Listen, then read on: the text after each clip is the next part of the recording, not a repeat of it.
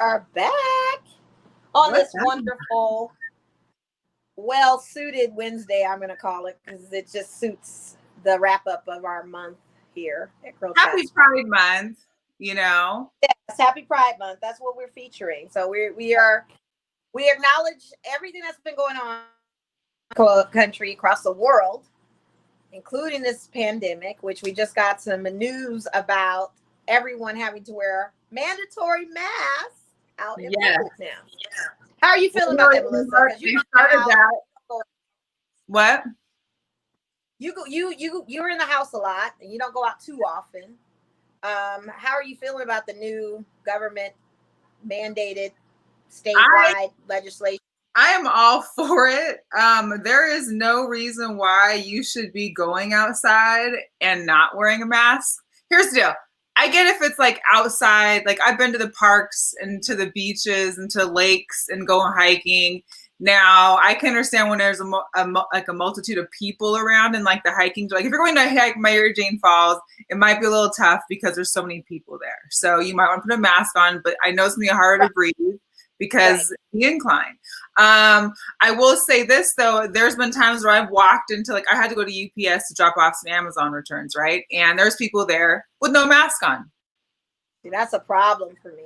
I have a problem with indoors things. Like I have not gone in a casino. The only restaurant I went to was when we went to Boiling Crab the one time, and that was it. I have not been anywhere else. I've been either in my house or somewhere outdoors. That's all. I'm good with the mask. I feel like the only thing though is if it's a mask thing, like it should be across the board. It should be every state. Every state should have to wear a mask, because what happens to those people like that are traveling for work and they don't have to wear it one place and have to wear it somewhere else? I mean, they could be spreading it.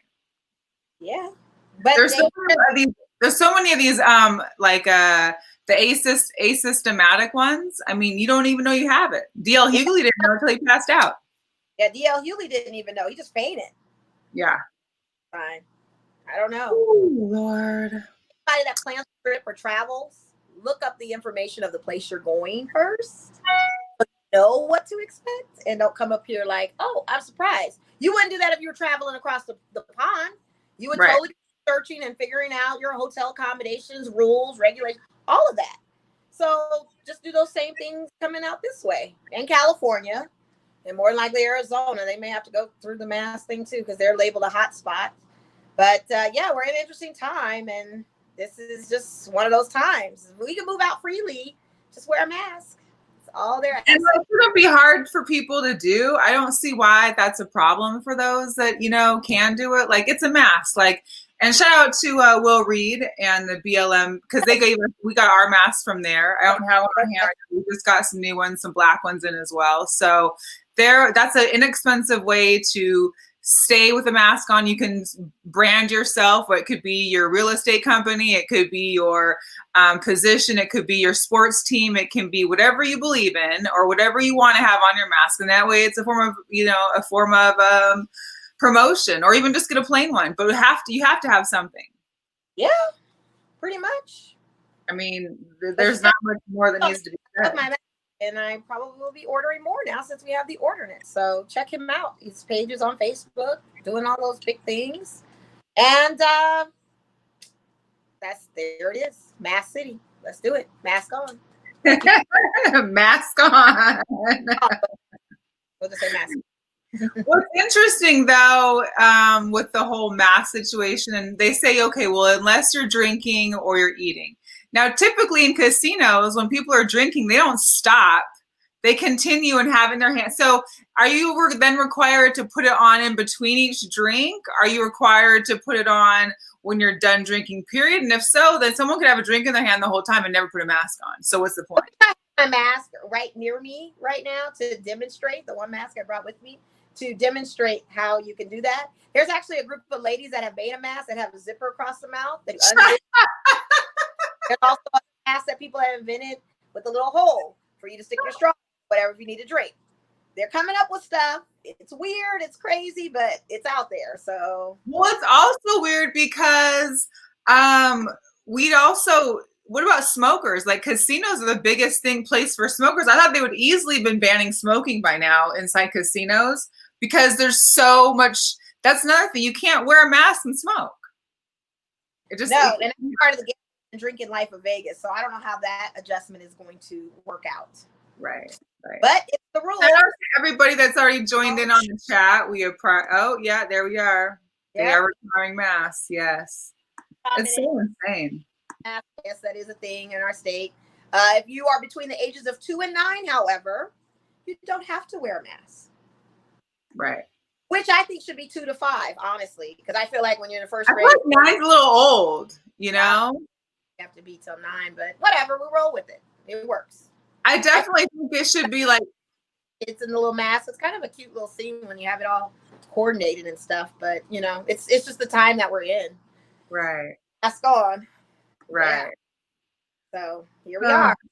It's gonna be that, and then you know, going into sports, like what are we? I don't know. Oh, look at C hit up in there. Yeah, hopefully not forever. Yeah. He has some, I think. I trust that he'll do the right. We just got to give him one. That's all. Yeah, we'll get him a GirlChatSports one. So yeah, we'll do that. Okay. And for BS chiming in, like, I mean, I'd appreciate that if you're smoking and you can move your mask for 5 seconds to put it back on and smoke again, like, hey, at least you're following some sort of rules. I just feel like that's going to be an easy out for a lot of people to be like, oh, well, I'm just smoking, so I can't wear a mask right now, or I'm just drinking, can't wear a mask. Because even when we went to go eat the one place we went, the one place I went to eat, they literally made us wear a mask until our food came, and then that's how they're going to put it on right after. And I'm fine with that, because the thing of it is out of courtesy to those working in front of me, like, I have to go back to work very soon.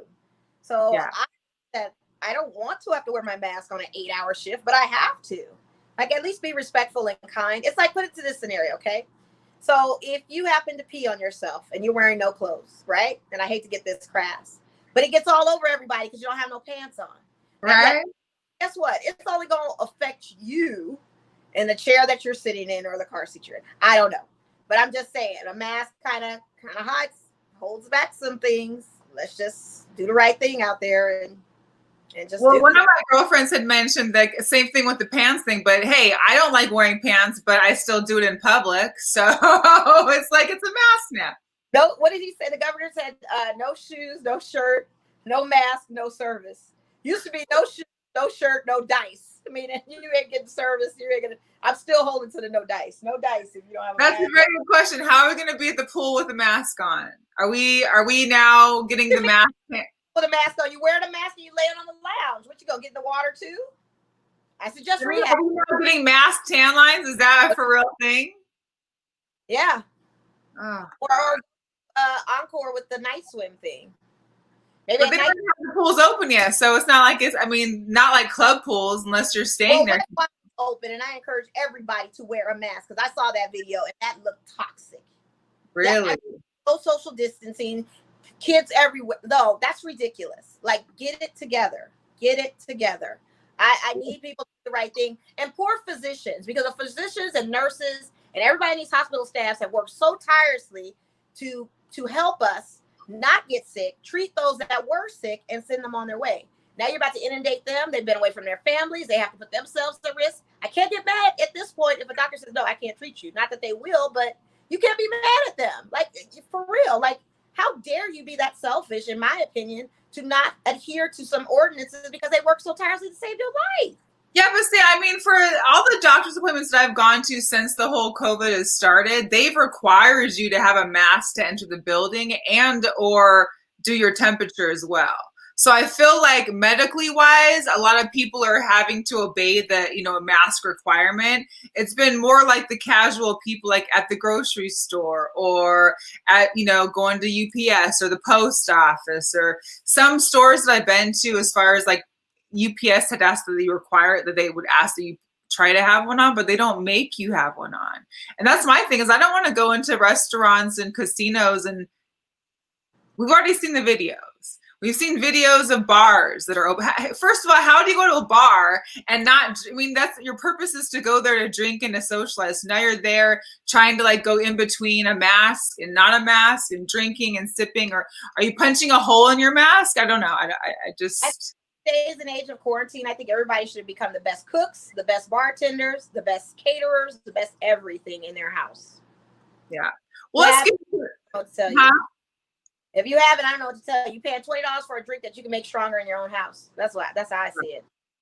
So let's get into, I mean, the sports now. Sports are all returning. And shout out to Cicero, because I don't see, apparently I'm guessing you're going to have to wear a mask. If those bubbles were in Nevada, here's the deal. Florida hasn't made a mandatory mask rule, not that I am aware of. So if anybody else tested positive recently for COVID and are still heading down to Orlando. Yeah, I know.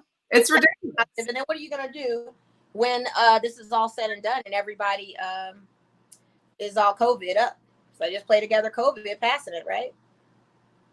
And they got is that part of it where you have to wear the mask anytime outside, even if you're just walking alone out in the street? Is it, you know what I mean? Like, are you just, if I go outside my house to go for a jog, am I having to wear a mask where someone's going to stop me?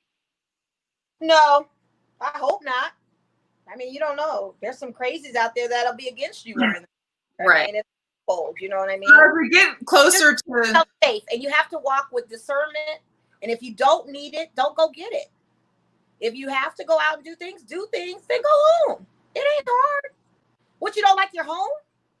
If everybody don't like their home, go to your home. Adam Sandler, don't you argue too good for your home? Hey, but speaking, so we've got sports that are coming back. I'm excited because our USLs announced that they are officially starting back on the 11th, I think.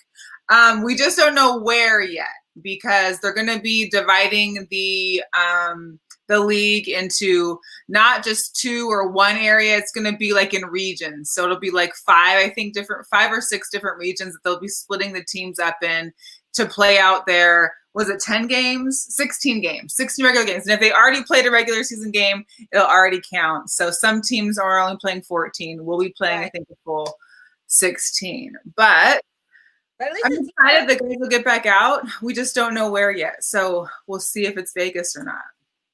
Well, I know NHL for their playoff tourney, they're definitely high on the list of Vegas. Yeah. That stays, but with the numbers the way they are now, I don't know if that's going to be the case. Well, I think before Vegas was a good option because they could basically use one hotel or one casino just for those teams per se. But now you've got everything open. Are you now required to shut one down to put the teams in? Like, I don't see how you're going to be able to have just regular tourists and players within the same casino or hotel. That's be really difficult. How that's going to work. But we'll see.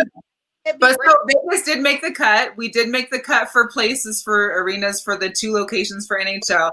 They're supposed to make some kind of announcement later on, just like USL is supposed to make an announcement later on, hopefully this week, maybe next, because they all got to start reporting like July 1st, July something.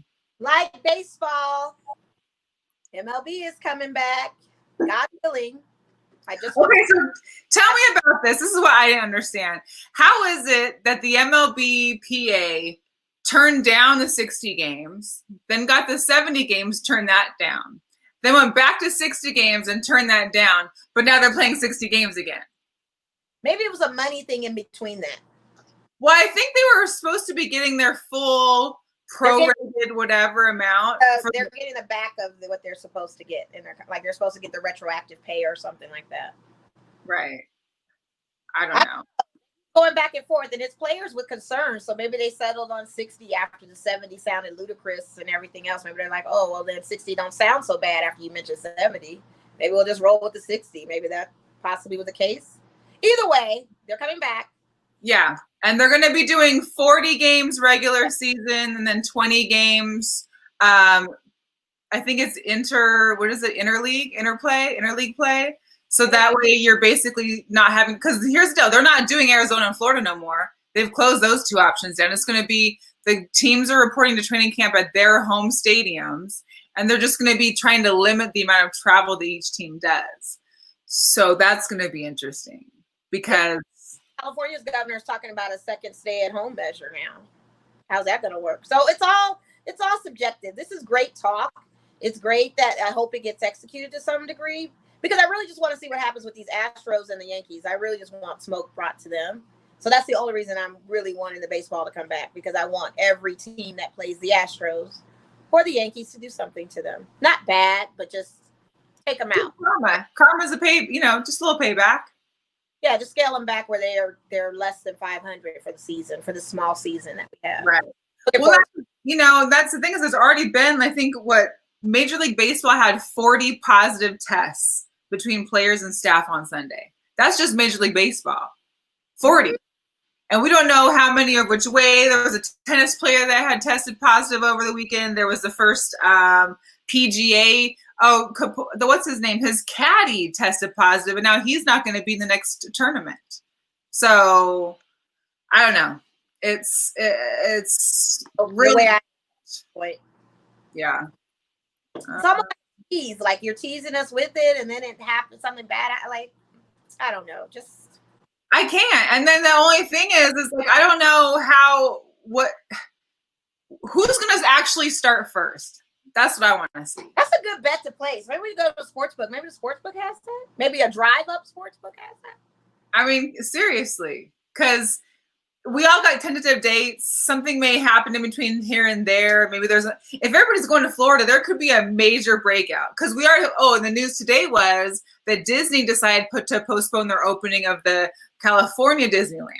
So, yeah, but guess what? All these people are going to Disney World in Florida, and they had like 7,000 positive tests today.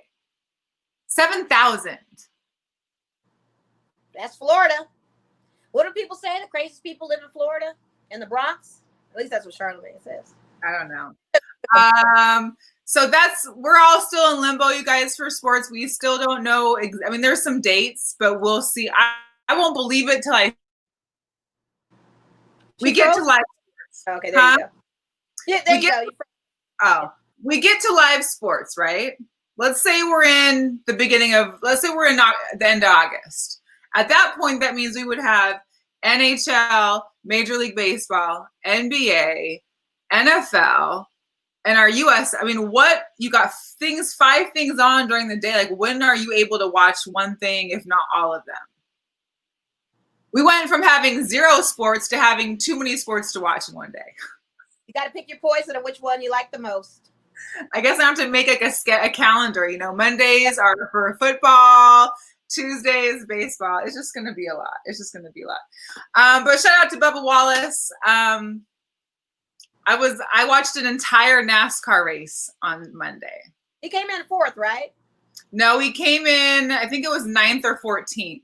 But he had held the first. He was holding down first place up in the third stage. I'm learning a few things as I start my NASCAR fandom. He was in the third stage and he held it for a couple minutes. But this gas situation with how they time the fill-ups and gases, because they're literally running out of gas every lap. And so basically he didn't have enough gas to really push him into that last 2 minutes of race. Well, he had no time to go to the pit crew and refuel. Yeah, there was a handful of guys, like literally the top, I'd say 5 or 6 cars at that point, like maybe during the beginning of the third stage. All of them didn't place in the top 3 because they all had gas issues and were running out, and they had mismanaged. I guess that's a mismanaged when you don't fill up or don't. I don't know. It's a hard thing to do.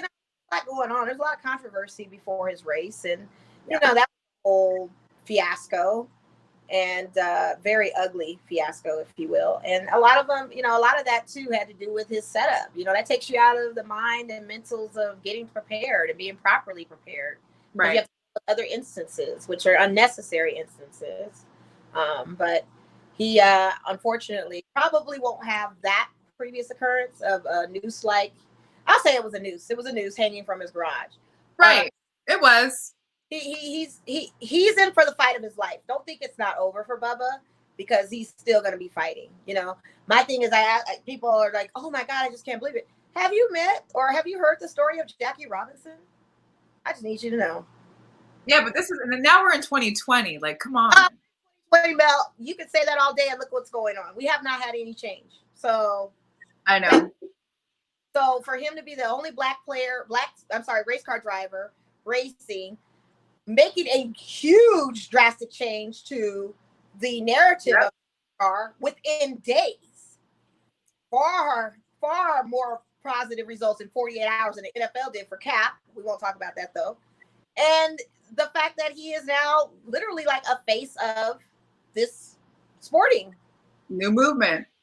And also the fact that they hired, shout out to Brandon, this new VP of diversity affairs. Like, they're really getting the inclusion at a fast, rapid rate. You're not going to have everybody be happy. You're not going to have everybody going with the no Confederate flag at these arenas. They're not going to, at these race tracks, they're not going to do it. You got some that aren't going to do it, but hey, you better fall in line because it's not going to go backwards. It's only going to go forwards. So to see to Cicero, he said that they had already found the noose in there. But the thing is if the noose was already in there in 2019, why didn't someone have an issue with it? I mean, we know why, but it's like you can't make the excuse that it's not a hate crime on Bubba. I mean, 2019, someone's still leaving it in there as a hate crime. It's not a Bow Life knot, okay? If anybody knows about knot tying, if guys have been to Boy Scouts and Girl Scouts, exactly. It's not.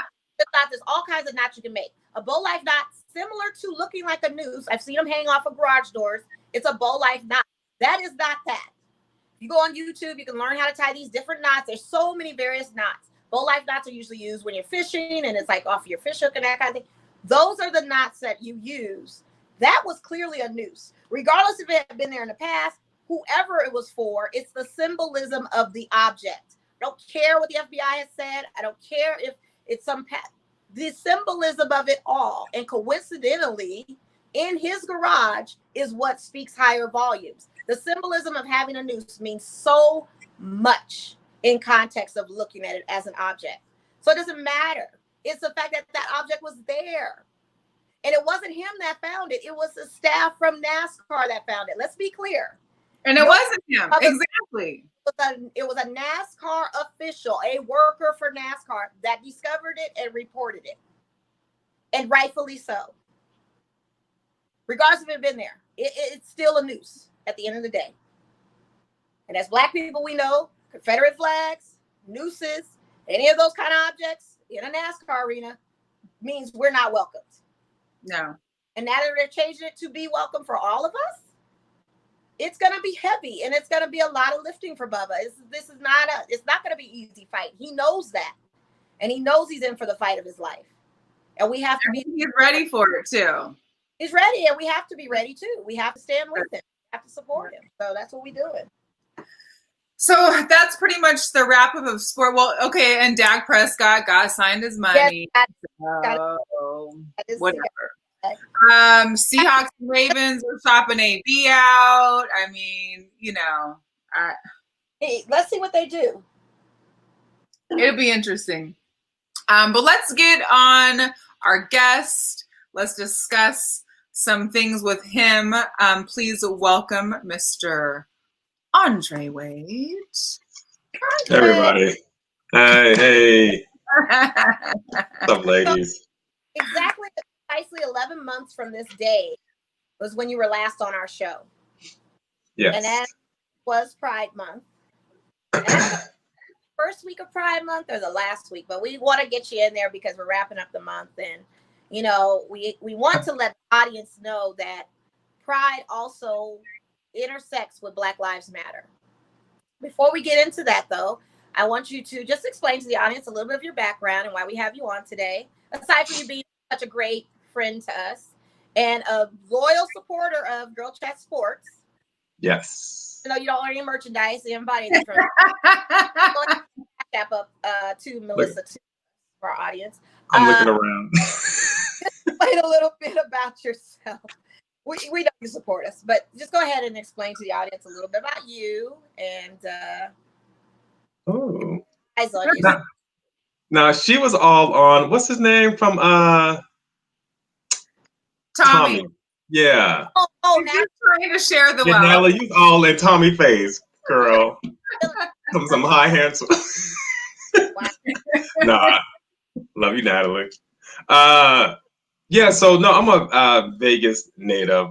Known Mo, of course, since eighth grade. I have known Melissa since 2007 or eight. Probably 7, yeah. Yeah, all right. I grew up playing sports, playing basketball, baseball, soccer, ran track, Where'd you run track at? bowled. Where'd you run track at? Ran track at Western and Cimarron. Lettered both. I went to state, so I That ran. Yeah, doing my thing. But I, Baby. I stopped. I stopped doing sports. Really excited to want to concentrate on my academic studies.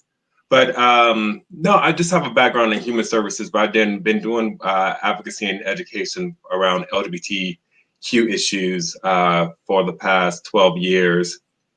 And so, yeah, that's the work I primarily do, and I teach gender, race, class, and sexuality at the University of Nevada, Las Vegas. Very impressive. So you were a perfect guest to have on our show this evening to wrap up the Pride Month. I love it. I think so.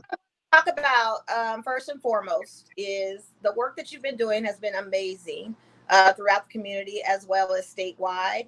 I wanted to touch on just a few things because the last time we spoke, like a year ago on our platform, we were talking about transgenders in sports and just LGBTQ inclusiveness in sports. And I know with everything going on, that was like 11 months ago, but we haven't really heard much more about the subject as well as the inclusivity of sexual orientation in sports. Now, I did notice that women's sports seem to have a more biased, open inclusiveness arena when you're talking about U.S. women's soccer, you're talking about WNBA, you're talking about softball, you're talking about any of these sports that women play in, that their sexual orientation doesn't seem to be a problem. Whereas we go into what you want to call the male-dominant sports arena, NFL, NBA, MLB, NHL, those kind of things, it's still, to me, a little hard for that side to come to grips or come around, or for players to even be open with their sexual orientation. Can you speak on that, or you think I may be off base on the metrics? No, I mean, you're right on.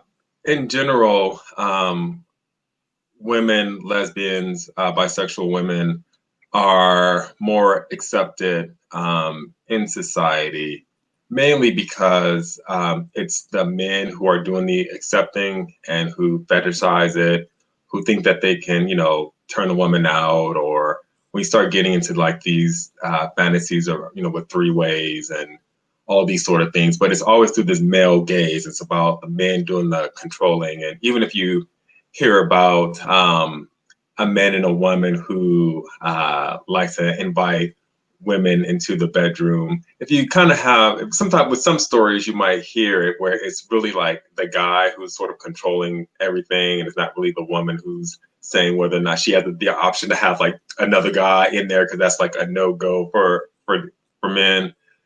And so it's more accepted and it's tolerated, even if it's not like accepted. When men can like sort of be like, okay, it's fine, we can deal with it, because they don't see it as a threat to them, unless it's a quote unquote butch woman or a stud or something like that, where they would present more masculine. Then men would have a problem with that, because then there's the notion that men then feel their masculinity threatened by that. And just like how men's masculinity is threatened by having gay or bisexual men in sports, knowingly in sports, because we know they are. And so it becomes this whole thing like, oh, I don't want to shower with someone and all this stuff, as if LGBTQ people are predators, and that just because we're in that space, then we're gonna, do something sexually.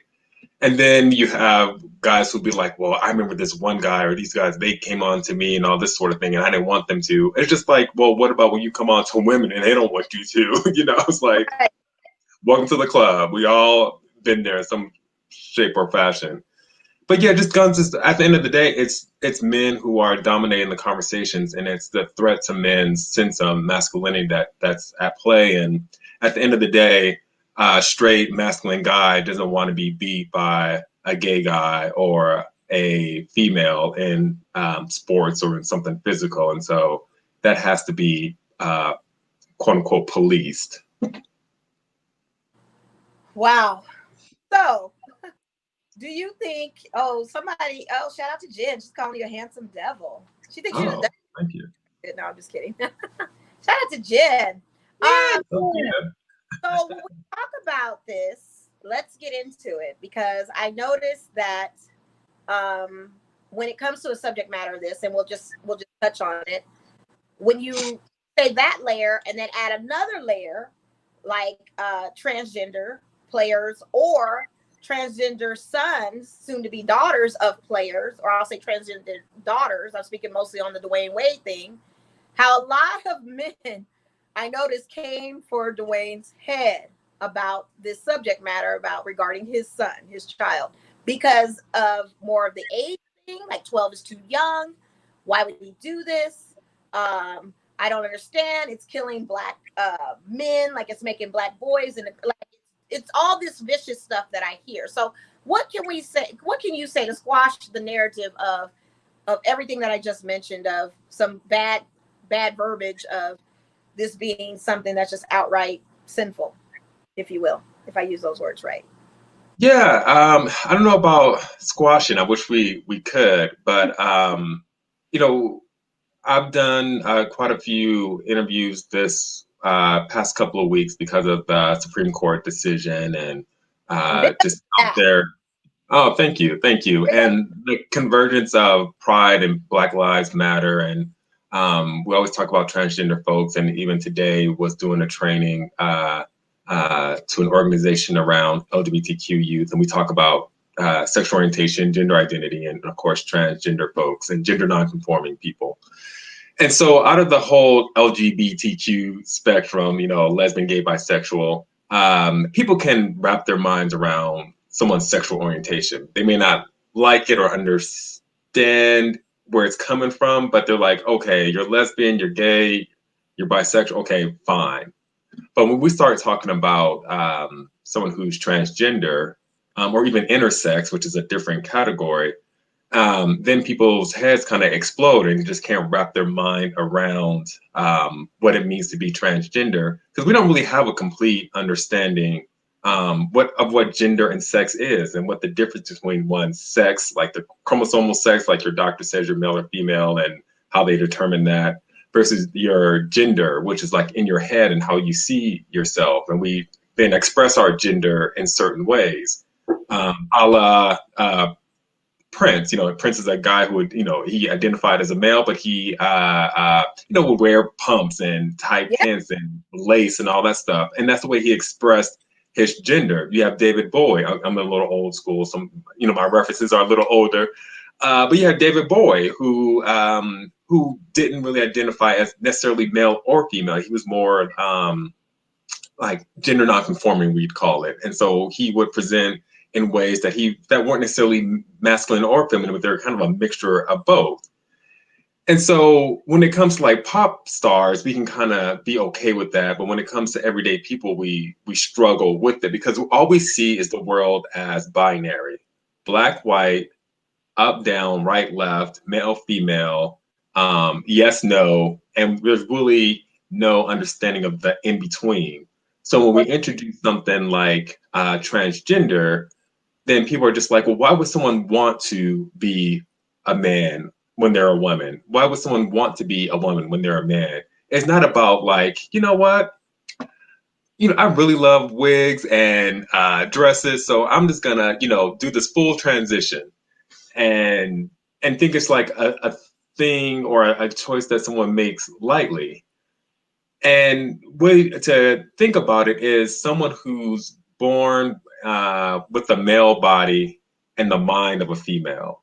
And so how you see yourself, your identity, does not match with your body. And so people have a lot of trauma and depression and suicidal thoughts. A lot of people commit suicide because of it. Like it's just not working for them.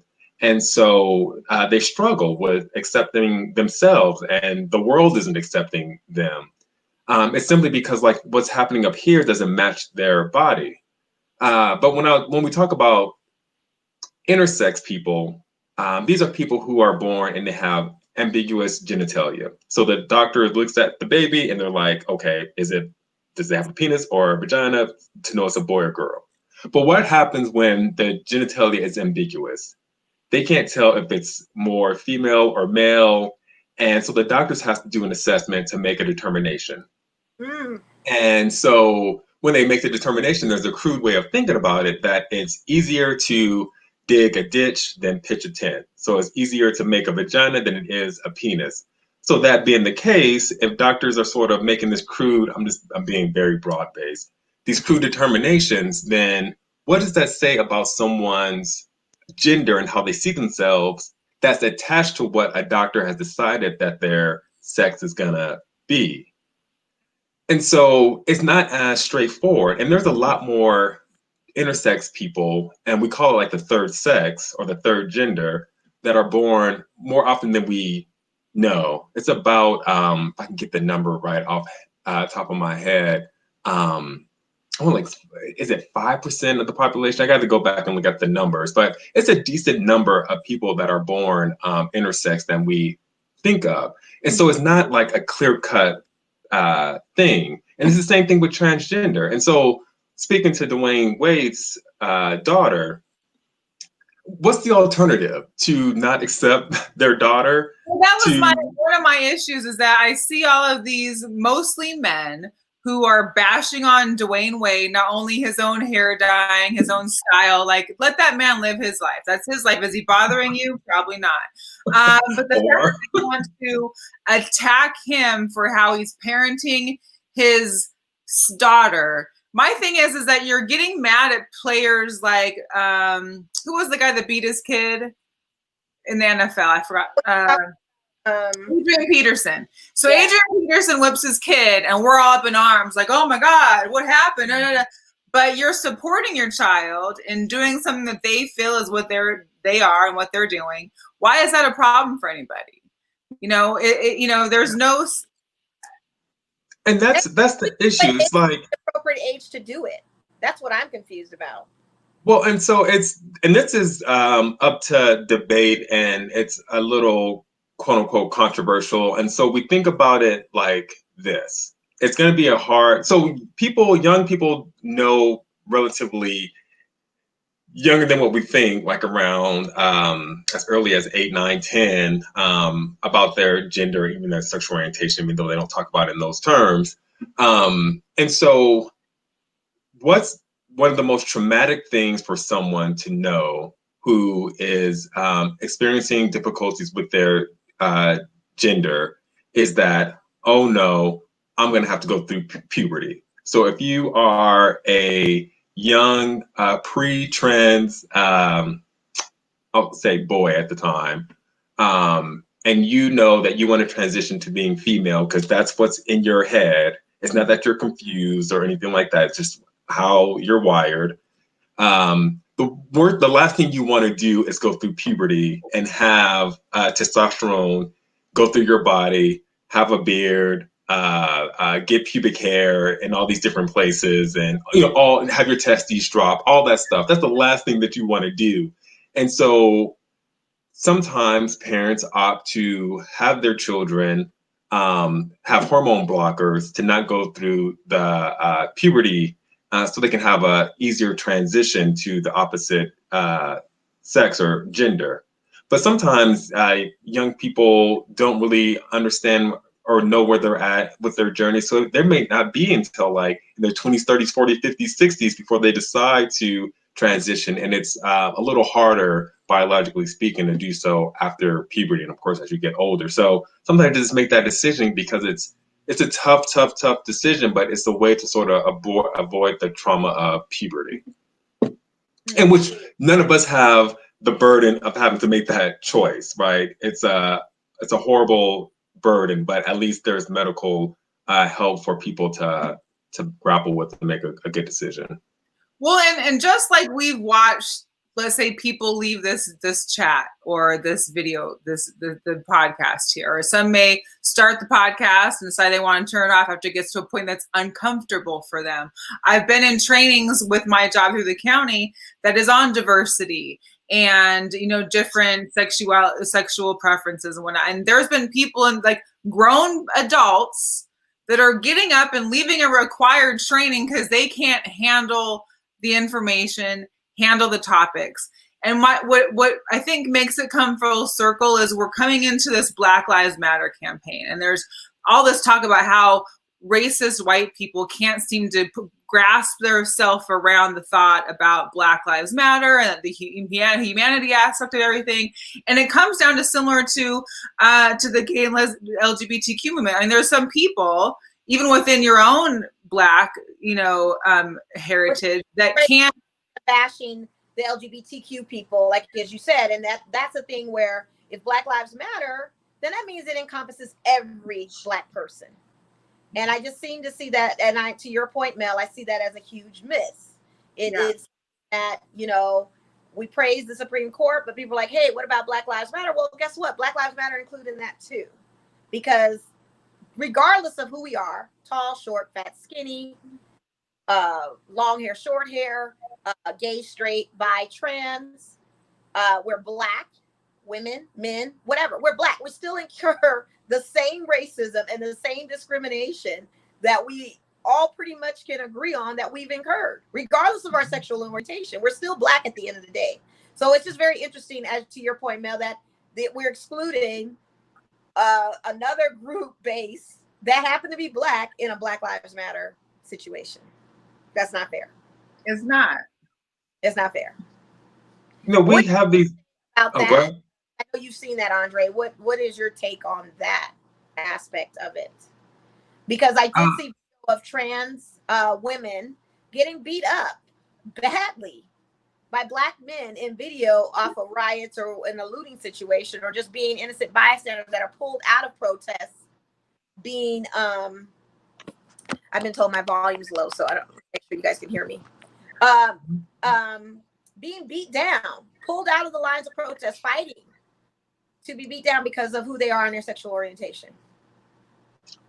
Yeah, unfortunately, some men feel threatened by just having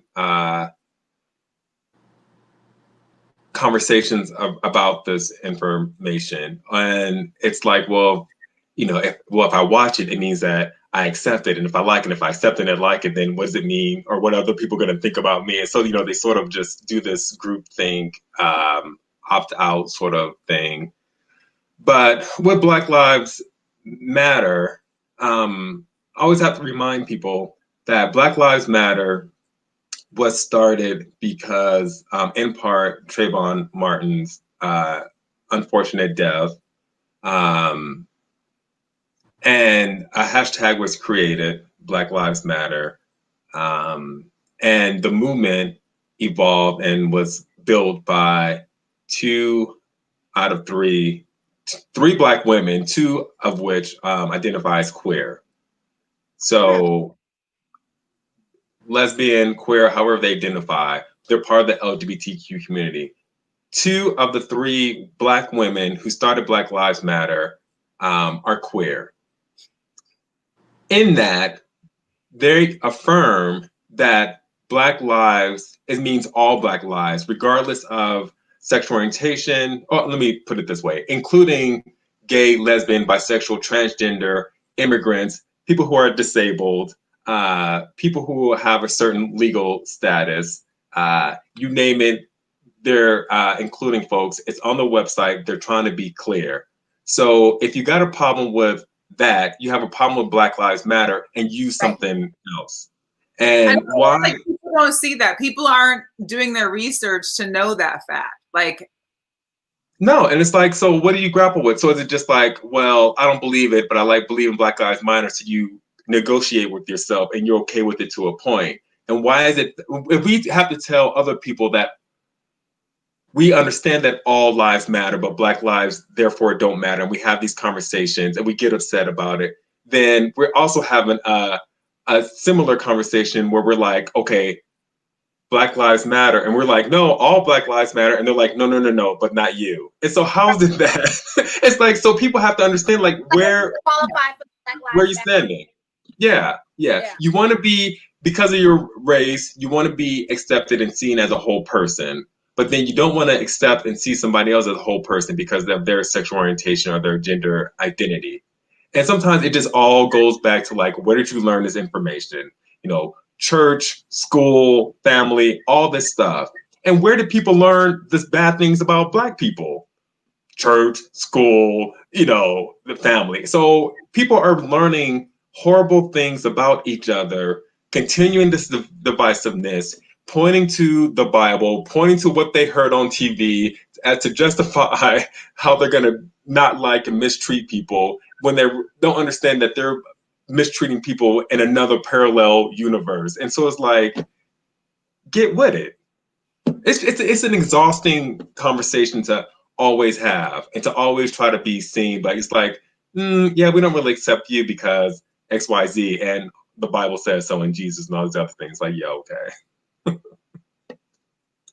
It's crazy. And just to even circle back with everything you said, it just proves a theory that it's harder for certain athletes to actually be their true selves in a sports arena because we still have these stigmas. What do you think for the leagues it's going to change, or what are the necessary steps they need to do to kind of make this change happen, where players can play and be true to who they are and not have to worry about stigmas and stereotypes? What do you think the steps that league offices need to make? Because I feel like we're at a holding pattern right now with this. I don't see a progression, if you will, from the last 11 months that you were here. I feel like the same ideologies and same attitudes are still present to this day. So I just, even when the leagues are not even acknowledging the Pride Month is even a big thing, I just don't notice. So what do you think that they should do, or what do you think is suggested for anyone to It's education. I'm just looking at a comment here, and someone saying like the people are too lazy to actually do some research, and that's it. We as Black people want people to know true American history, know our history, see us as true three-dimensional human beings for our greatness, our faults, our contributions, and all these things, which isn't taught in school, which a lot of people just largely don't know.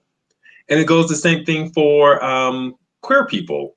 Like, know what it actually means to be lesbian, gay, bisexual, and what transgender like actually like what it means and where it's coming from. It's not what you heard from your friend, more than likely. And so people are just using this misinformation to further confirm what they think they know or justify how they're going to treat people. But people just don't understand sexual orientation. They don't understand what it means. So people think like we choose to be gay.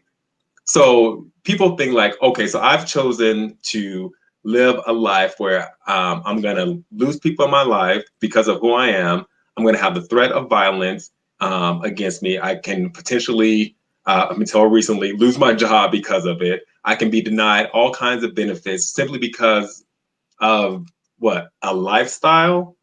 Like, do you think people are going to be that committed to a lifestyle if it's that simple? You think people are going to be committing suicide just because they're just like, you know what, I'm going to do this whole gay thing today, And so, but also people. I'll say this one last thing, but people are struggling with their sexual orientation and their gender identity and their sense of being a lot more than we think they are.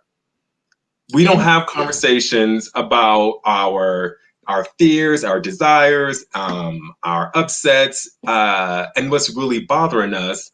And so when you have, and it's cliche, but it's like people who have a hard time with this information are sometimes struggling themselves.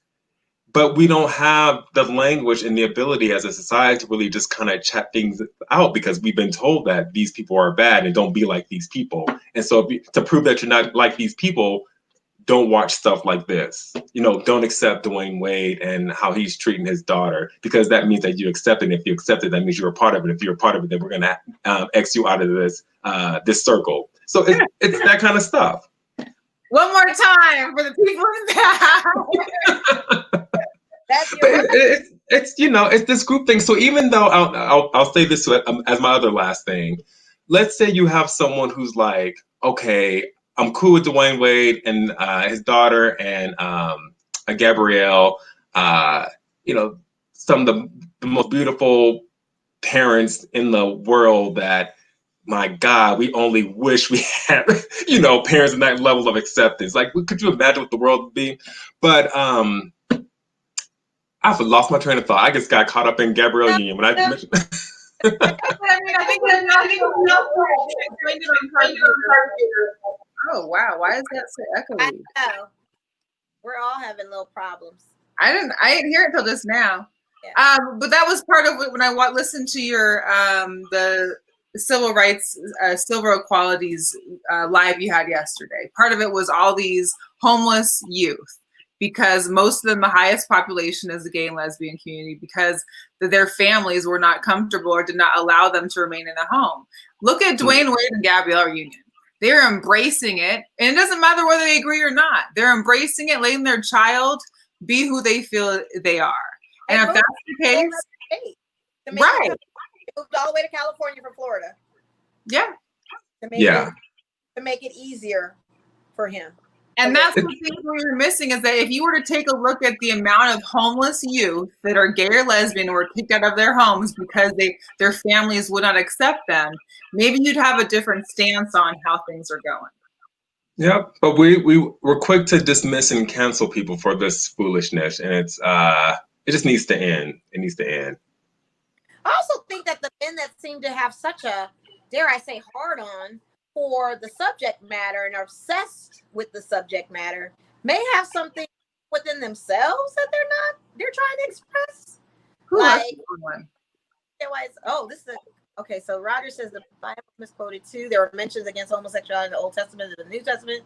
Made the Old Testament obsolete. However, a lot of Christians pick and choose which parts to follow. Jesus told his disciples, if they don't do anything else, just love each other. That meant love all people. A lot of people forget the part which was straight from Jesus' mouth. Yes. Thank you, Roger. He gets it. I agree. Very true. Well, that's part of the issue. There's all these people that they always pick and choose which part of the Bible they want to follow, or which part of the Bible they want to sit there and subject matter. Even in the Bible, they beat our ancestors quoting Bible verses. So how real is it to go off of that same nomenclature in a Bible to live off of, when that was something that was used to add to our trauma? No, you're right. You're right. Very picking of people's attitudes. I think it's like, if you have one attitude, then that's it. That's chapter and verse. That's just how we're gonna roll with it. Yep. And it's not about having to accept it for yourself, like, oh, then it's freeing me, or what do I want to say? Like, some people feel like, well, I accept this, then that means that I'm one too. That's not what it means. It means that you're accepting of all humanity, that you yourself as a human are accepting of all of God's creatures, right? Right. Because at the end of the day, ain't nobody thinking about you. And if they are, then it's a compliment, and just keep it moving, and it's not that serious. But it's usually when people have this thread around, let's say, a man and a gay man, people think that we have just left from having sex. We want to have sex right now, and we're on our way to go have some sex. And so they just see us as sexualized. Well, you're doing it right there. You're undressing them. Right there. We want to bring them into it too. So basically, women endure if we wear something that's a little bit just revealing, to compliment ourselves that we are hypersexualized and we're trying to push up on you, or we're asking for it, if you will.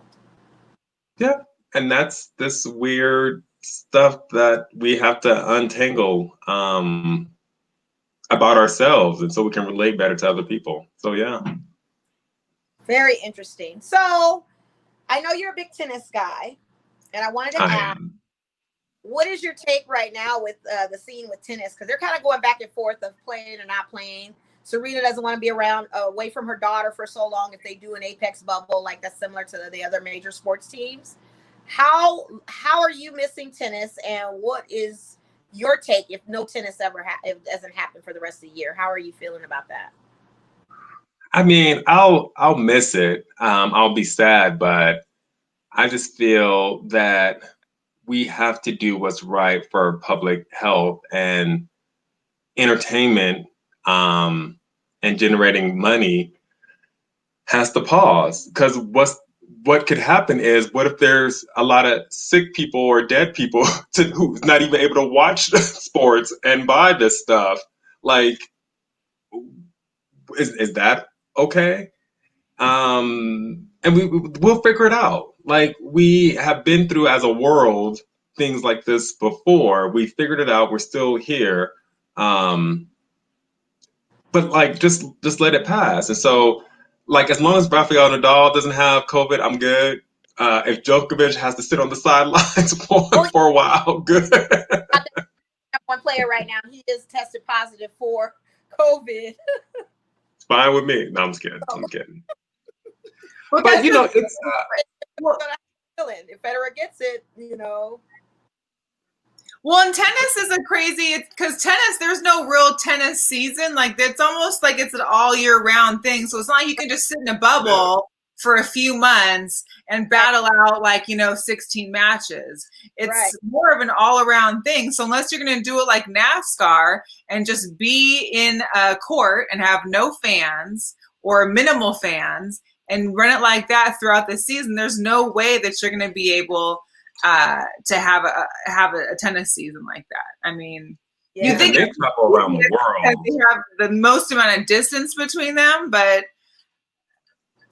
I think they're probably one of the most at-risk athletes, traveling around the world and on planes and going through different countries and hotels and all this stuff. I don't know how they do it. I mean, it'd probably be just a matter of time. But they're in a point system, and so if you miss this tournament, at least it won't hold it against you the next time. But I mean, it's tough. It's tough. Yeah, it's got to be. Like, I feel like 2020 we just need to chuck it and chill for the remainder of the year. It's like we're so thirsty for the sports that we're doing great lengths to try to make it happen, and Rona is just saying no, I'm here. Sit your butt down. Sit down. Yeah, so it's gonna be how this all pans out. It really is. Yeah, we can't talk ourselves out of this one. It doesn't matter what our beliefs are, who we are. That's not gonna prevent us from being susceptible to catching it. But so we just have to sit back and chill, because otherwise we're gonna just be forced to anyway. And so that's, you're seeing all these spikes happening across the U.S. and really across the world. And so the Rona is telling us, like, nah, I ain't done. So get back in the house. I'm taking all your 2020 away. Yeah, I'm literally gonna take over now. Now you can't act right. Record, we're number one now for the highest cases in the world, with Brazil second. So we definitely have a lot of ground to cover to get over this. And believe it or not, our economic dependability is not just on Americans. We encompass everyone around the world, especially this state, especially our city. So if we have to we have a global economy. We're all connected, whether we like it or not. And so if we don't literally do this for our brothers and sisters, for our neighbors and folks across abroad, then it's all going to be for naught, because we're all just interdependent. And so we're just making it worse for ourselves. So the mask protocol the ordinance that just came through today. What was that? How do I feel about it? No, I said, so you're with the mask protocol that came through tonight from the governor with the mask directive. Yeah, I'm with it. I'm for it. But it's like, I kind of sometimes wonder, like, what would make me not okay with, like, what is it? I'm trying not to get too into the weeds of stuff, but, like, we just have people that are getting entirely different news and information from different sources that's politicizing something that's a public health concern. Yeah. And so, unfortunately, we have people that just think and see the world differently because of the information that they take in. And so, like, for me, it's not a big deal. Like, it's a mask. I'm not like stuffing cotton balls in my mouth and I can't breathe or something. You know what I mean? It's like, it's okay. But when I go out, when I rarely do it, like going to, the store or whatever it is I have to go do, wearing a mask, and I see that nowadays 95% of the people aren't wearing masks. And I'm just like, what's going on the here? regular, on the regular. And it's like, that's why I'm just like, I'm at home. Like, I don't leave. I see these videos of people and I just am like not trying to go there. But I just think that there's going to be an awakening. There's going to be an awakening with 2020 with these protests and people grappling with their own sense of racism or trying to face it, whether they want to or not. But people are like, it's going to be an awakening for whatever that might mean for someone. Because I think people are going to realize, like, oh my gosh, like in school, I didn't really learn the right stuff. Like, what did I learn and what did I not learn? And what does that mean about this information that I think I know? And with this Corona stuff, I do think that people are going to look back and be like, oh my God, like we were told something that wasn't entirely accurate. And I think that people are going to have to grapple with that at some point, because no matter what Trump says and people on the right about this stuff, it's like, yo, science is science, health is health. And you kind of saw that played out in Tulsa with his rally where people weren't showing up. And, because sometimes people are just going to be like, yo, like you might say that, but I'm going to actually stay home and like take care of myself. Because it's just, yeah, I think it's going to be an awakening. Well, Arizona rally proved that too, because the Arizona rally, no mask either. And now they're the hottest state in the country, one of the hottest states, along with Texas and stuff, with rising numbers, and Florida, and us, and California, and anyone else I didn't mention. Washington State is still up there. I mean, it's just like, and mind you, the numbers that are coming in, I need people to understand this is retroactive of weeks prior to where we are now. So you're 1 to 2 weeks, and sometimes they say it's even 3. Yeah, so you're looking at past before Memorial Day, then you got Memorial Day numbers coming in, and then protest numbers are starting to trickle in. It's just it's a and I don't understand these people that aren't scientists that are debating with science, because numbers don't lie, and I'm not about to look. Hey, I'm not a scientist either, and this could all be a big joke on us, but I'm going to err on the side of caution. Right. I'm not trying to be up in the hospital or get other people sick. Right. Take that risk. I really don't want to take. Yeah. And I mean, you got to, but unless it hits you or hits someone that you know, you may think of it as just being this hoax. But I personally know people that have been affected by it. People that have been sick or have been sick and passed away. I have a friend who's their friend had half her family pass away from it, like within a couple weeks. Like it's serious to where, it may not affect me if I get sick, but what happens if I affect everybody else that could get sick badly from it? Or and to all those that are saying it's not a death sentence. True, it may not possibly be, but who wants to be sick for 2 weeks with low respiratory issues, high fevers? Why do you want to go through the sickness? Like, who wants to even be put through that misery? Well, I mean, it's like, even if you get shot by a gun, it doesn't mean you're necessarily going to die, but does that mean you want to, like, I don't know, have a lung collapse or just get shot in general? Like, right. And it's just where we are, where we're able to easily dispose of people, where we're just like, oh, only 5% of the people are going to die from this? Okay, whatever. Like, why do we not care? But yeah, it's just like, who wants to get sick? And so we have the flu season that's right around the corner. So we're going to have the flu season and coronavirus wrapped up into one this fall and winter. And what's that going to do to folks? And whoever said because we're hot here in Vegas, it wasn't going to happen, they lied.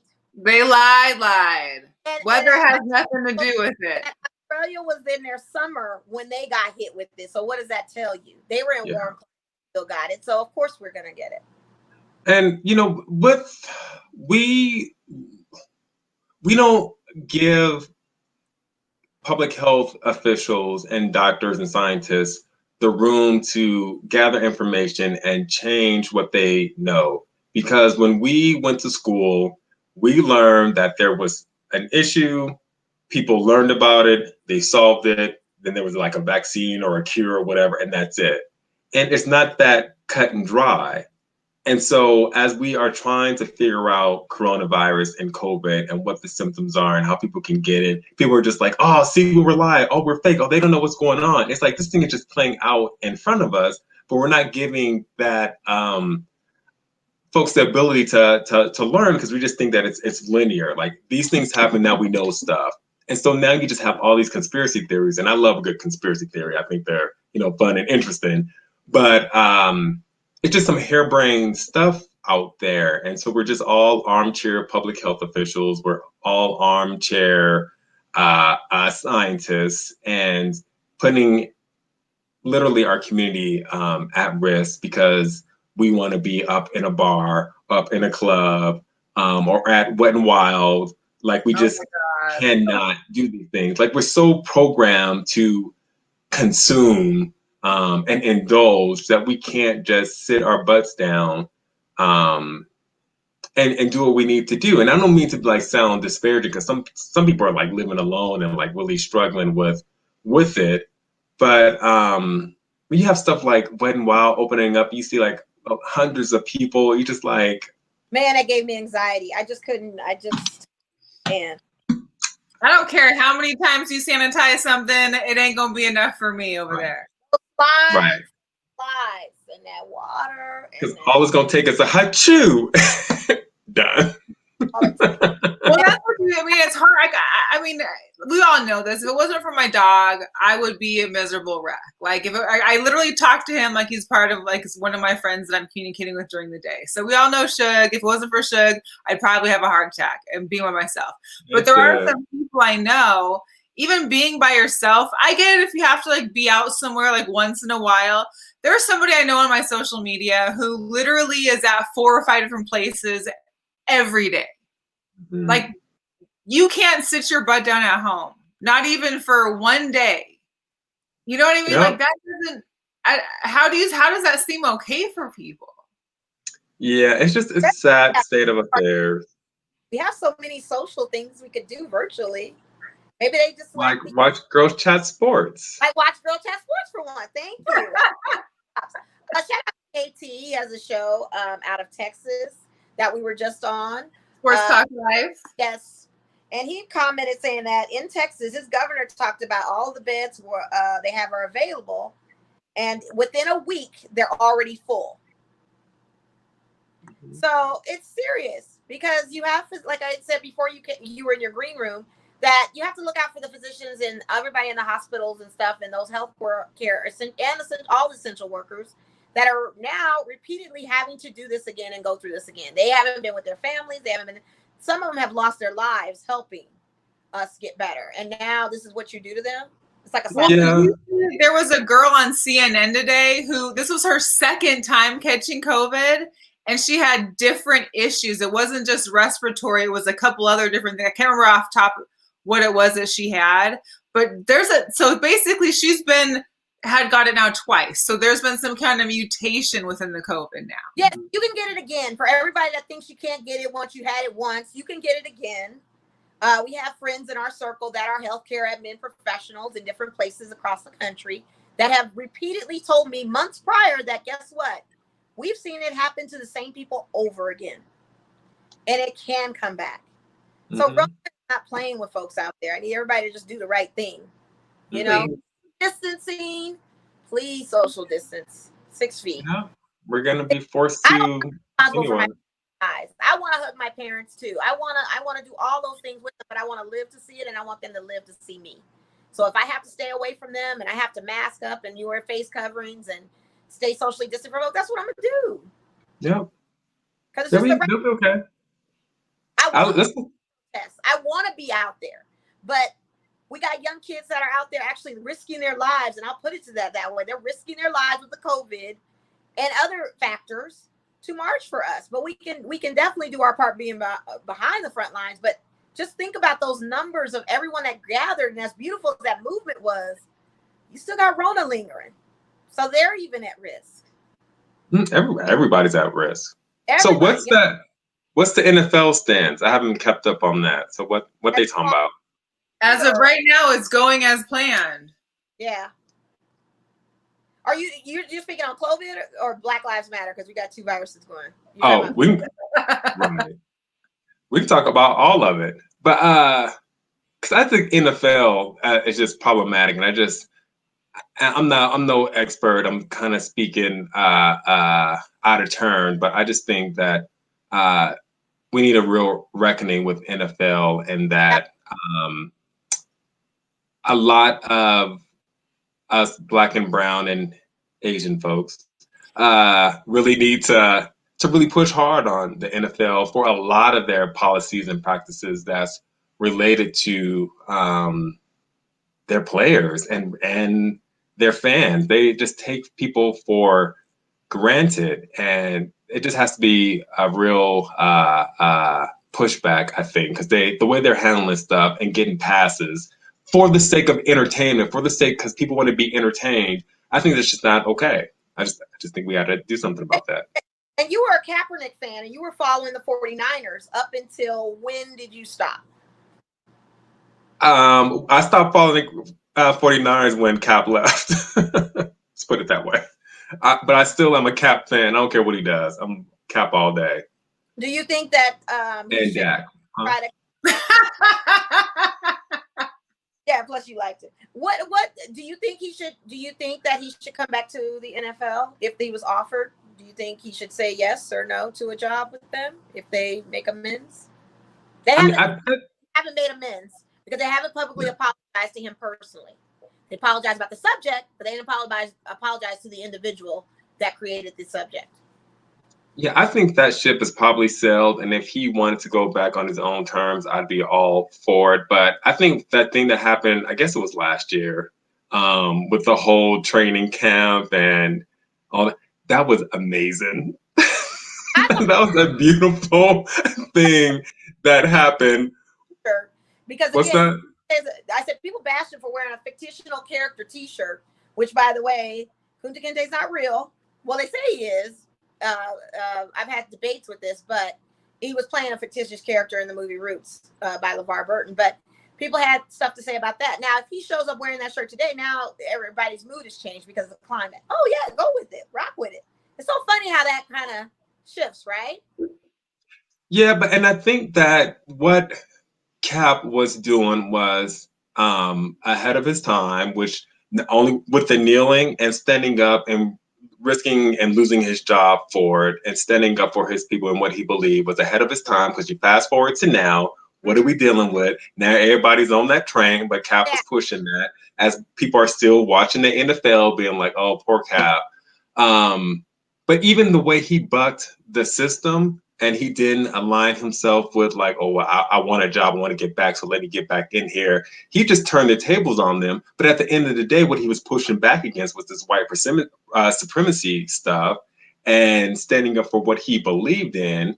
And so if we fast forward to 2020, what we're doing is trying to push against white supremacy and just being taken advantage of. And so he was like really ahead of his game. And so all those people that was riding Jay-Z's tip and saying disparaging things about Cap, where he, you know, if he won a job and all this stuff. It's like look at us now. Look where we at. And I think that if more players had the ability to do something like that, the NFL would be in a different situation. But I'm not saying that people need to go out and risk their jobs, you know, because that's what it is. But at some point, we just got to have a pushback. Or otherwise, we're just going to be sitting here where the NFL is going to start playing, have their players all exposed, being sick, not caring, taking back to their family, just that kind of stuff, because they're just trying to get their money, get their little coins. Mm-hmm. It's very interesting too if people watch the World Soccer Leagues, how they have had a lot of solidarity from all of the teams that are wearing BLM jerseys down to the refs. Yeah. How the nation has just been a great example to set. I'm very curious to see if sports returns, what that representation for Black Lives Matter will look like, especially in those sports that are dominated where it's mostly Black people and Black athletes playing. Very curious to see what that turn's going to look like. As far as the NFL goes, someone had asked the question, will you follow him if he returns? Will you follow Cap? I know I asked you this before, but someone just typed in asking, so. I don't know. I mean, I think I would follow him, but I'm trying to be low key on the whole NFL thing until they change. It's just me. I'm a spectator. I'm not like entrenched in. I don't have any stock in NFL. But I just think NFL as a whole, from what I know about it, could change things. Even the whole combine situation has its implications, and just the way they do business. And so, when I like these players like Cap and Dak and Alex Smith and other people, I like them for very singular reasons. No, but I believe in what Cap stands for, and I just think that he is. It's just wonderful to see in this day and age that someone's standing up for what they believe, and so it's easy for me to not be that invested in the NFL to say like, well, I'm not going to watch it because I'm not really, entrenched in it. But it just me trying to like use this muscle. So when it comes to something I really care about, that I'll be used to like standing up for something that I believe and not dismiss it, because it goes back to anything. We just negotiate ourselves into stuff and out of stuff. And, I just want to be able to take a stand. And if that means only watching a football game if I'm at a bar and it happens to be on, then that's fine. But with your mask, with my mask on, Yeah. So But yeah, so what do you think about the WNBA then? Because we've all gone to Aces games together, and there have been at least, I'd say, a handful, 5 to 6 players who have already just said they're not going to play this season, due to just there being more important things they want to concentrate their time and efforts into. One of those being Natasha Cloud, as well as Jones. I forgot her. What is it, Jones? What is it? What are you talking about? Jones for the Sun. Anyway, so which also has caused the Aces now to be a favorite to win the championship because of all these other players that have dropped out. But I'm curious to know, which players of ours, if any, drop out. If Liz Cambage makes it in from Australia, if she can get back over here. But what do you feel as far as, we see a lot more women now kind of taking their time out. We haven't seen any big name NBA, Major League Baseball, NFL players saying they're going to take a minute out. Yeah, they've only would consider taking a timeout, but not actually doing it. What? They've actually said, like a few of them, like Lou Williams and the spark of what was said about the NBA players not playing because they want to fight injustices and that kind of thing. So you've had a few speak out, but they're not literally doing it. Whereas, like to your point, the WNBA are actually acting on it. Yeah. When it comes to, let's say protesting, whatever that might mean, maybe it's protesting on the streets, maybe it's protesting by not going to your job, whatever that entails. The way that the system is designed is for us to be dependent upon income in our jobs for our livelihood. And so what people do is say, well, I'm not going to protest these working conditions because I need this job and it's going to be hard for me to get another job somewhere else. So I'm just going to suck it up and continue working here and doing this thing. And so people's have a hesitancy to protest. And so it's actually a privilege to be able to stand out and protest and stand up for what you believe and risk your job, you know, when you're picketing and that sort of thing. And so it's easy for people that make a whole lot of money to be like, yo, I'm gonna keep this check. These, you know, 12 million, 13 million, 50 million, whatever it is. Mhm. If you are a third tier player or you're WNBA and you're not making that much money anyway, it might be an easier decision for you. Maybe you have determined that you can make comparable income in some other way. And so maybe these ladies have the ability to make those decisions because they don't make as much. And, you know, that has its own complications when it comes to women's value and all that stuff. And so I think that that has a lot to do about our ability to buck a system and protest about how connected we are and what we feel that we can give up or not. But that's just part of this overall structure, society, capitalism, faux democracy that we're a part of. Well, I feel like it's going to be a wake-up call for everybody. It'll be interesting to see how just the rest of 2020 plays out. We're literally halfway through it. If we can just make it through the second half. I know. We are in what is it, level 6 right now? June level 6. Seriously, along with the Mercury retrograde, summer solstice. I mean, it's just everything's happening. Don't make any crazy decisions the next. Phase two. Yeah. Sorry, guys. No strip clubs in Vegas for a while. Look, we'll see what they can decide next week. They said phase 3. We're gonna table that for a while. We got to. We really have. Anyways, Andre, thank you for joining us. Can you please let people know where they can find you or find Silver State Equality if they want to get more information on what you're doing? Sure. So Silver State Equality is my full-time gig. It's a statewide LGBTQ civil rights organization. You can find us on Facebook or Twitter or our website, www.silverstateequality.org. We'd love for you to be involved and engaged, setting up for emails and that sort of thing, and donating, of course. But then I'm on Facebook, Instagram, and Twitter. I go by Android Nation, ANDREOID_Nation, or Android in Vegas. So I don't really use my name for my handles, but I'm out there. You know, I'm easy to be found. Would love to follow people and hear what they have to say about things. So yeah, come check on me. And shout out to everybody that joined us tonight. Yeah. I appreciate the comments and everything. I was trying to, peek over a little bit and see. And Nicole Williams says hi, and she is part of Urban Pride. Oh, tell Nicole I said hi. Oh, I'll tell her not. Hey, Nicole.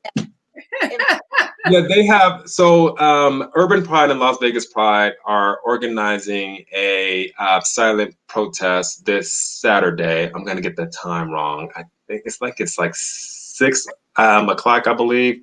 But if you go on Urban Pride's website, you can get the information. There's a flyer going around on Facebook, but it's in solidarity with Black Lives Matter and Pride, and just showing that the Black community and the LGBTQ community coming together, which is rare, kind of to our earlier conversation. And so they've been doing a lot of work with the planning around it. So really proud of these ladies for putting that on with Las Vegas Pride. So if that's something you all are interested in to show solidarity for the Black community, the LGBTQ community, the silent march protest is going on this Saturday. Wonderful. Thank you so much. And, we have to have you back on because you do know some sports. A little bit. I do. A little bit. Un poquito. Well, that's back on for sure. Real before we wrap up, I want to just talk ESPYs real quick. Yes, sports was Sunday. Virtual. It was an excellent representation of what they carried through on Black Lives Matter, as well as acknowledging some of the athletes we never hear about, these unsung heroes that win special awards. I want to also shout out Kevin Love because he definitely the author Ash Award of Courage, which was amazing because he spoke about his anxieties and his mental illness. And that's one of those taboo things. especially within the Black community, that we don't fully express enough of, that we do have certain traumas that we go through, and we need to make sure that we identify them and get the necessary help that's needed. And so I appreciate that Kevin Love was able to have that platform and associate his skills of basketball to relate to, hey, I have anxieties, I have things that happen. He highlighted one of his games where he had to walk off the court literally during a championship series because he was having an anxiety moment of a panic attack or whatever the case may be. But again, it's that mental illness that is something that's so taboo that we don't touch on. So big ups to him on that. I thought Megan Rapinoe, Sue Bird, and Russell Wilson did a fabulous job as hosts of the event. I was kind of mad, though, that Megan Rapinoe and Sue Bird had the shirt on I was trying to order from Fear of God. That sold out, and I woke up very early to try to get. You and I, Andre, both were trying to fight for the shirt. Didn't get it because we found out who's wearing the shirt now.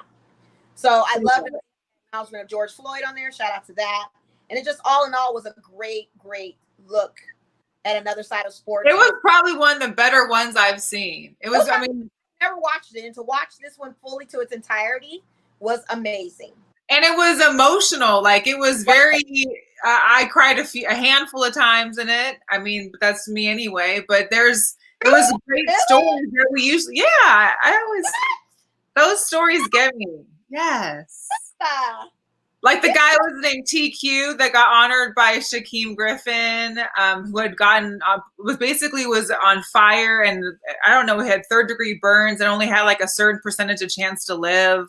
Like his story, and now he's graduating high school and going to a community college to play football as a running back. Like, I mean, there's just amazing stories all around. The woman who was the UFC fighter who decided to go back to help COVID patients because she was a nurse.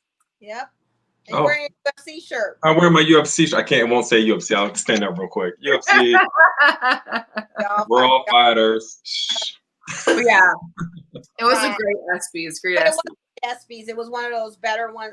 Like I said, I particularly don't ever sit through an ESPYs to watch this one and the way that they presented awards. I thought it was amazing. I thought it was absolutely one of the better ones. So shout out to that. Yeah. Great show. And great show tonight. And thank you, Dre.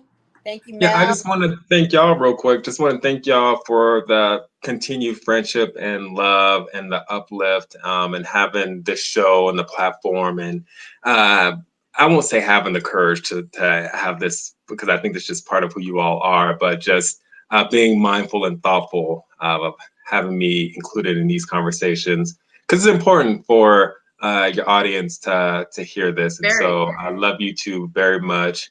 And I can't wait to give y'all a hug and for you to give me presents. That's all. I have presents for you. I have presents for Mel. And shout out to Mel because her birthday is coming up. And shout out to Jorge, wherever he's at. We'll celebrate. Jorgito. These cancers are in the building. Shout out to my boy Rashad, who has a birthday. Go ahead and hook up the Cash Apps. The greatest. Better come say hi. They go, Sean. I see you downstairs for a long time. That's Andre and Sean in the building. He says hi, Mo. That's my nephew. Thank you. I support. All right, y'all. I appreciate it. Bye, Natalie. Bye. Bye.